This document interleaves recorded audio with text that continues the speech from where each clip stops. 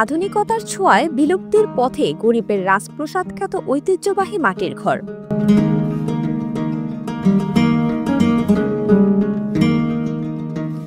মানুষের অর্থনৈতিক সচ্ছলতা বৃদ্ধি, পারিবারিক নিরাপত্তা ও রুচিবোধের পরিবর্তনের কারণে মানুষ এখন আর মাটির ঘরে থাকতে চায় না।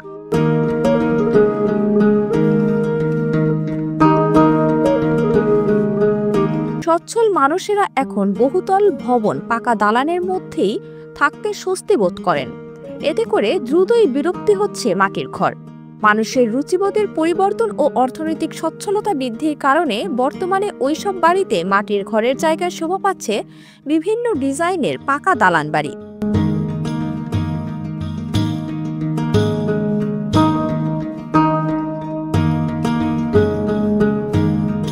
উপজেলার দাউদপুর ইউনিয়নে মাধবপুর এলাকায় গিয়ে দেখা মিলে কিছু সংখ্যক মাটির ঘরের।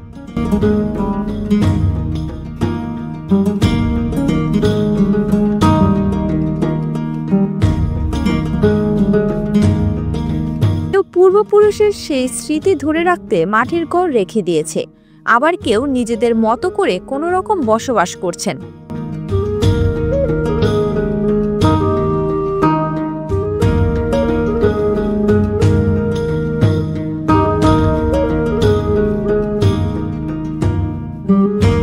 তবে মাটি ঘরের কারিগর না থাকায় মাটির ঘরের পরিচর্যা নিজেরাই করছেন।